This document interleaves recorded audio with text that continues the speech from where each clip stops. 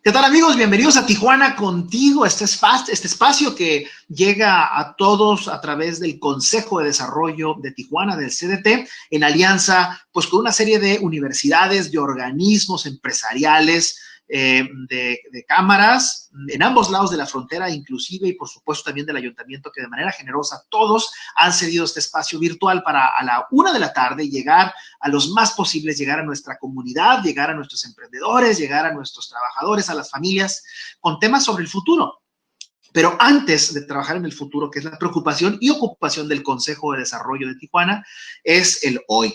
Y a partir de esta charla y a partir de todo lo que vayamos platicando, de manera aquí abajo de la pantalla van a estar saliendo los teléfonos de algunas iniciativas con carácter de urgente que necesitan nuestros hospitales, nuestras fundaciones, porque ha parado el apoyo, ha parado las donaciones, sin embargo el hambre sigue, la gente sin techo sigue, la violencia sigue. Y hay que resolverlo también. Entonces, queremos llegar a ustedes también para decirles que hay mucha necesidad afuera, que aquí están los teléfonos abajo. Si tienen alguna duda, también están los teléfonos del Consejo de Desarrollo de Tijuana, que está para atenderlos y orientarlos. Ya hemos logrado varias gestiones de cosas que se necesitan muy importantes para todas estas necesidades, pues, de la sociedad, y con muchísimo gusto lo vamos a hacer. Y por otro lado, es hablar del mañana, porque es lo que le compete al Consejo de Desarrollo, porque el mañana, por más oscuro que pareciera, va a llegar. Y uno de los temas que muchos nos están pidiendo es hablar sobre la educación. Ya hemos platicado sobre el futuro del salón de clase, hemos platicado sobre el futuro de las carreras universitarias. Y el día de hoy he invitado al doctor Juan Gabriel López Ochoa. Él es director de la UPN, que es la Universidad Pedagógica Nacional, campus aquí en Tijuana. Es decir, la universidad que prepara profesores, que forma profesores. Y las primeras reacciones que tuvimos a la hora de la cuarentena y a la hora de estos encierros fue, bueno, ¿qué va a pasar con las clases? ¿Qué pasa con los maestros, los alumnos, los padres de familia? Y la mejor persona es, pues, el director de la universidad que forma a maestros. Así que, Juan Gabriel, muchísimas gracias por acompañarnos. No, pues muchísimas gracias por la invitación. Ariosto, gracias por tener este espacio y permitirme a través de este medio, pues, hacer algunas reflexiones, ¿no? Y obviamente compartir algunas ideas que pueden apoyar tanto a los docentes como también a los padres de familia. Mira, muchas gracias por aceptar. Nos están viendo muchísimos profesores, muchísimos alumnos, pero también padres de familia. La primera, porque todos de repente se tuvieron que entrelazar, ¿no? Y las tecnologías. La primera pregunta es, estoy obligado a hacerlo. ¿Qué está pasando? Ahorita, ante este ruido, ¿qué está pasando? Pues sí, mira, nos sorprendió obviamente esta situación de la pandemia. No estábamos preparados para podernos ir a llevar todos esos procesos a distancia. Y bueno, a partir de marzo, cuando esta situación se presentó y nos piden, obviamente, cerrar las escuelas, pues fue una situación a nivel internacional, ¿no? Te puedo decir que son 113 países los que optaron por esta opción y obviamente de esos 103, 102 cerraron totalmente las escuelas y mandaron a más de 850 millones de niños a sus hogares, ¿no? Entonces, esta situación, pues, impactó a nivel mundial y, ¿por qué no decirlo, en nuestro país? Pero en nuestro país la situación, algo interesante a partir de esa situación, pues tenemos una situación compleja, ¿no? Hay una desigualdad social increíble y que eso también impacta en estos procesos de educación a distancia. Te estoy hablando de casi 49% de población en pobreza y, bueno, y un 17% más que se encuentran en extrema pobreza. Hablamos casi de un total de 76% que están en esa situación. Entonces eso también habla de una situación que tanto las escuelas, obviamente, al momento de irnos a esta situación, pues no lo teníamos en cuenta y quienes lo teníamos en cuenta sabíamos a lo que nos íbamos a enfrentar, ¿no? A generar un proceso virtual y cómo se iba a generar ese proceso virtual sabiendo que la mayoría de nuestros estudiantes en qué condiciones estaban, ¿no? ¿Cuántos de ellos tenían una computadora en su casa? ¿Cuántos de ellos tenían conectividad a internet para poder desplegar, obviamente, toda esa situación de la institución, llevarlo al ámbito de sus casas? Es que no es un tema, no era un tema de voluntad, es un tema de tecnología, ¿no? De barreras externas, ¿no? Exactamente. Y otra situación que también se presenta es cómo llevas el currículum a esos espacios. ¿Qué tanto los maestros estaban preparados para generar adecuaciones? No llevar el diseño curricular tal cual planteado a estos espacios virtuales. Y ese fue otro gran complejo, por llamarlo de esa manera, esa gran complejidad que generó a los docentes cómo llevar a través de lo que tenían de manera presencial a un proceso virtual. Revisando yo a varios teóricos de nuestro país, entre ellos a Ángel Díaz Barriga, a Gil Antón, que han abordado temas sobre esto, pues obviamente ellos señalan que básicamente un 2% de los docentes tienen esa preparación para llevar procesos educativos de manera virtual. Entonces, esto te habla también de un elemento fuerte de qué tanto la docencia o los maestros que nos dedicamos a esta formación, tanto de educación básica como nivel universitario, tenemos la preparación para llevar esos procesos, porque obviamente la mirada debe de cambiarse. ¿Qué tanto estos procesos que teníamos de manera formal ante una situación como la que estamos viviendo, que es la pandemia, trasladamos el diseño curricular hacia esta problemática? Y es ahí donde está la gran complejidad, qué tanto estamos haciendo un puente, un andamiaje con la situación que estamos viviendo actualmente. Te puedo decir que muchos de los maestros se están presentando con una situación muy caótica, porque no es lo mismo tener al estudiante en el aula que tener al estudiante en una pantalla de manera virtual. Entonces, en ese sentido, generar la práctica docente que llevas en el aula, pues se tiene que transformar en un proceso educativo a través de un medio digital. En ese sentido, creo que la docencia, quienes nos dedicamos a la docencia, no estamos preparados para llevar un proceso de manera virtual. Entonces, lo que estamos generando básicamente es hostigar a los estudiantes a través de tareas. Y tareas, y tareas, y tareas, cosas que no logran resolver en su casa, y no estamos planteando una adecuación curricular a través de lo que se está viviendo en los hogares a través de esta situación de la pandemia. Es decir, ¿qué tanto reflexionamos el fenómeno en el hogar? La siguiente pregunta, y es una interrogante. Yo creo que ya pasamos ese rush, ese momento de la toma de decisión de urgente, qué voy a hacer y cómo tengo que abordar. Pero la pregunta obligada y que ha sido característica de este programa estas semanas con nuestros expertos es, ¿cuál va a ser el nuevo normal? Es decir, va a haber un nuevo normal, porque el comportamiento en las aulas, el diseño curricular, yo sé de universidades que ya están cambiando, justo lo que tú estás diciendo es muy cierto. Pero también, por otro lado, la acción presencial es fundamental. Es decir, un dentista tiene que sacar muelas para poder, ¿no? Y tiene que aprender a hacerlo. Los arquitectos tienen que ir a las obras y tienen que ver la mezcla y tienen que ver la resistencia de los metales, y los químicos tienen que estar en los laboratorios. Vamos, la interacción, las empresas tienen que vender y no todo es electrónico. Vamos, ¿cuál va a ser el nuevo normal en todos esos procesos de aprendizaje? Fíjate, eso es interesante porque ahorita con lo que estamos viviendo se nos está presentando qué tanto dominamos, por un lado, el contenido de lo que estamos desarrollando, y por otro lado, qué tantas habilidades pedagógicas tenemos a través de los medios virtuales, que es otro elemento fundamental. Y el otro, qué tanta aplicación de esto que dominamos lo llevamos a ese tipo de escenarios. Es decir, en estos tiempos, obviamente, hay manera de poder generar simulaciones, hay muchos documentales, hay muchas situaciones que pudiéramos utilizar y que les puede favorecer a los propios estudiantes desde su casa. Lo que sí me queda muy claro es que en estos momentos no podemos generar procesos de enseñanza a través de los medios virtuales. Más bien deberíamos generar procesos de aprendizaje, y el docente está implicado en un proceso de aprendizaje. Por eso yo hablo de esa idea de la docencia a través de procesos educativos, porque el docente también pasa a ser parte del aprendizaje. Entonces, claro, el docente empieza a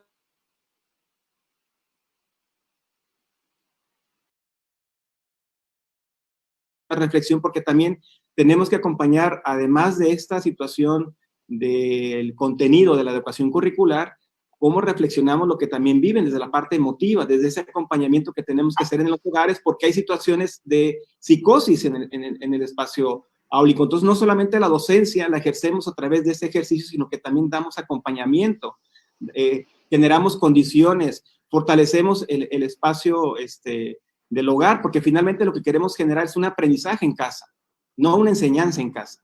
A ver, entonces me ha gustado que estás coincidiendo con otros expertos que hablamos que todo ese tema tecnológico no suple la experiencia en clase, no suple el proceso de aprendizaje tradicional y presencial, pero la tecnología sí se afianza como un elemento para la distribución de la información y la enseñanza, entonces, ¿no? Un medio, finalmente es un medio que nos permite llegar a la casa, pero lo que sí debemos de cambiar es esa perspectiva de que estamos en el aula generando docencia o una práctica docente, sino que estamos pensando desde el hogar del estudiante cómo generamos un aprendizaje desde ese espacio. Es que acabas de replantear algo que yo no lo había visto y espero que muchos profesores y papás sobre todo, no sé los alumnos papás, porque se va a necesitar el apoyo en casa, hablando sobre todo de las primeras etapas, ¿no? Kinder, primaria, secundaria, tal vez prepa en algunos casos, yo universidad no, pero a ver, entonces no se suple. Es importante la presencia física y presencial porque dices tú, se dominan emociones en casa, pero habrá que aprender también en el entorno de casa qué elementos pueden ayudar a complementar el proceso de aprendizaje. Qué interesante es meterse a la casa y utilizar los recursos de la casa. Sí, por eso hablaba yo de que dejemos de lado el diseño curricular y planteemos temáticas que sean ad hoc a la situación que están viviendo los niños. Y ese es el gran reto. Por eso digo que no estábamos preparados para llevar un espacio de la docencia de manera virtual hacia esta situación que estamos viviendo ahorita. Y eso nos está generando, obviamente, muchísimas inquietudes y replanteamientos que tenemos desde la misma docencia, ¿no? Porque no estoy hablando de qué le voy a enseñar al estudiante respecto al contenido que tengo que revisar porque me lo están pidiendo de manera particular el propio sistema educativo. No, cómo a partir de esto hago replanteamientos diferenciados a partir de lo que está ocurriendo. Y me estoy refiriendo básicamente a los que tienen acceso al Internet.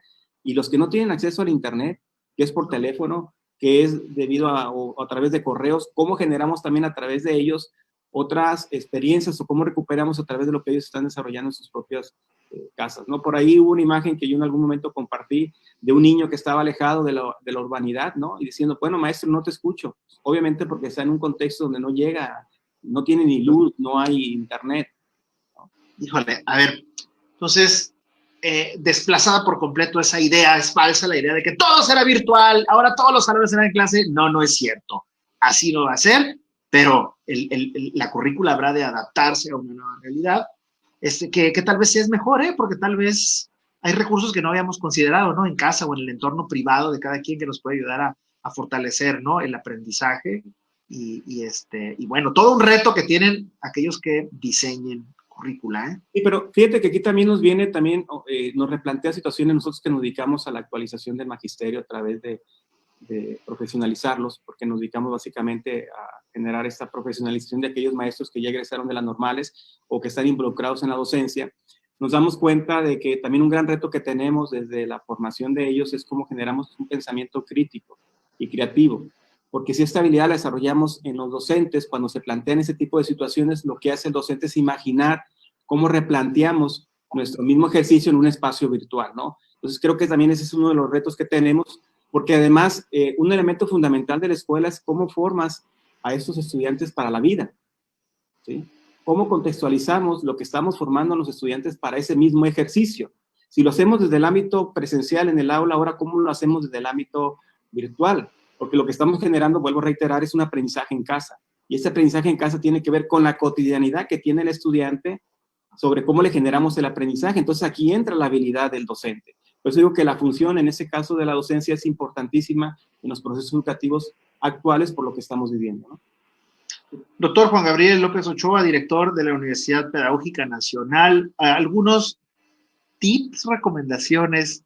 Yo sé que todo está en proceso, que la investigación se está dando, el diseño de nuevos métodos para reconfigurar las técnicas y de la pedagogía están vigentes, ahorita se están haciendo, están ongoing, ¿no? Como decir, as we speak, ¿no? Se está ahorita trabajando en eso, pero algo que nos pudieras adelantar, sobre todo algunos tips para los profesores que nos estén viendo, los maestros o aquellos que de alguna forma nos dedicamos también a la enseñanza o a la comunicación de conocimientos de este tipo, y por otro lado también a los papás.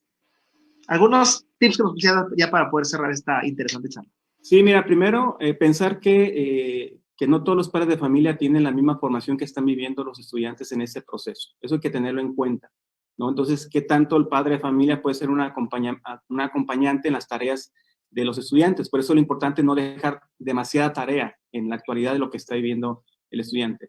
La otra, pues hay que replantear lo que estamos desarrollando como docencia a través de sus procesos educativos virtuales, porque aquí lo importante es cómo generamos la reflexión del otro a través de su propio aprendizaje en casa. Eso no lo podemos olvidar, no lo podemos dejar de lado, sobre todo porque debemos de conocer muy bien el contexto de nuestros estudiantes que están viviendo ahorita en la actualidad. Eso es, yo lo diría como para cierre de este ciclo escolar. Incorporándonos al siguiente ciclo escolar, obviamente todas las escuelas tendrán que generar un protocolo de atención, porque no necesariamente nos vamos a incorporar de la misma manera, ¿no? La situación de la pandemia va a continuar, esta precaución debe de continuar, entonces también tenemos que educar para la precaución, tenemos que educar para las emociones de los estudiantes, tenemos que educar para atender y mitigar ese tipo de situaciones que se presentan socialmente, ¿no? Porque también lo tenemos que analizar y reflexionar desde la propia escuela, no dejar de lado esa educación para la salud, que es un elemento fundamental, que lo debemos de tener en los estudiantes, porque finalmente para eso también está el ámbito escolar. Y la otra, pues obviamente vamos a replantear el ejercicio dentro del aula, ¿no? Porque a través de esa situación y esta prevención que estamos teniendo, sobre todo en las escuelas, es que una vez que estos se incorporen, bueno, ¿qué medidas vamos a tomar dentro del aula sobre la interacción, sobre el acompañamiento que vamos a tener a los estudiantes? Tenemos casos de jóvenes y de niños que sus familiares, abuelos, tíos o quizás sus papás, pues fallecieron ante esa situación y bueno, ellos van a entrar con una situación de emoción que se tendrá que atender también en los espacios escolares. Entonces, bueno, la intención de todo esto es cómo generamos una red de apoyo entre docentes, psicólogos, el propio sistema educativo, para poder ir atendiendo cada una de estas situaciones que se presentarán en el futuro.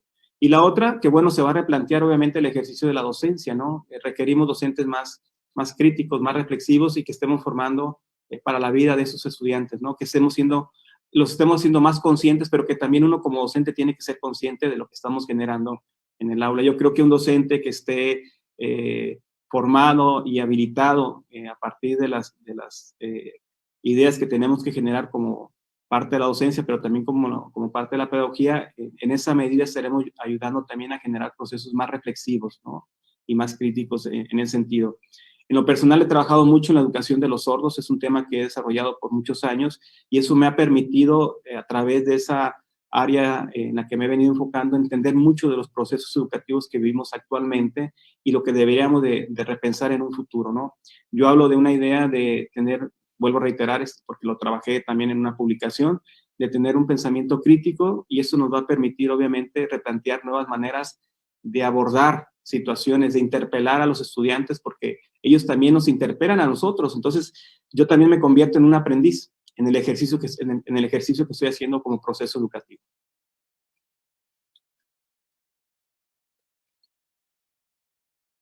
Perdí tu audio. Ya está, director.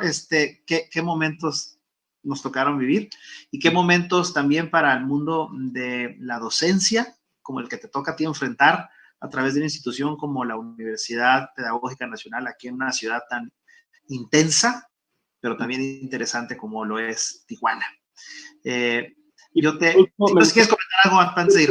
Me gustaría decirte que en el caso de nosotros, lo que hemos hecho, siendo conscientes y sensibles de la situación, una de ellas es hacer esto que te comento, llevarlo a la práctica, generar adecuaciones curriculares para atender esa situación de los estudiantes, apoyar la economía de los estudiantes. Hemos conseguido bastante becas para ellos y además hemos hecho descuentos en las restricciones de los estudiantes para que ninguno de los estudiantes se nos quede atrás, que esa es la intención de la universidad, que todos continúen, que no tengamos un rezago o una deserción educativa. Y también hemos desplegado iniciativas de apoyo psicológico y tutorial para acompañar, aparte del acompañamiento que tiene el maestro, hacerlo nosotros, porque se nos han presentado también casos de familiares o de los alumnos que han tenido un problema de COVID, ¿no? Entonces, lo que quiero decir con ello es que estamos siendo congruentes con lo que estoy compartiendo, ¿no?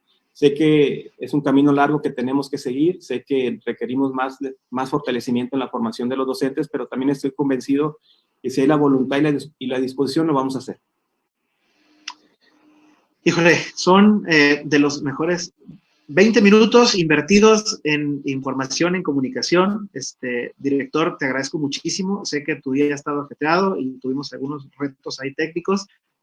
Así que gracias por haberlo superado y también gracias por haber apartado este espacio para nosotros. El CDT, el Consejo de Desarrollo, que bien conoces, ha hecho esta alianza con varios medios de comunicación, con instituciones de educación, que estoy seguro que ustedes también se unirán a este esfuerzo para transmitir y llegar a los más posibles, llegar con un mensaje de esperanza, pero un mensaje también real de lo que está pasando, pero lo más importante es con un mensaje de que el mundo que nos espera es distinto, no es lo que había antes y hay que estar listos y esta ciudad necesita hablar del futuro de una vez por todas y no estar pensando en que lo que viene mañana será lo que había ayer, porque no va a ser así.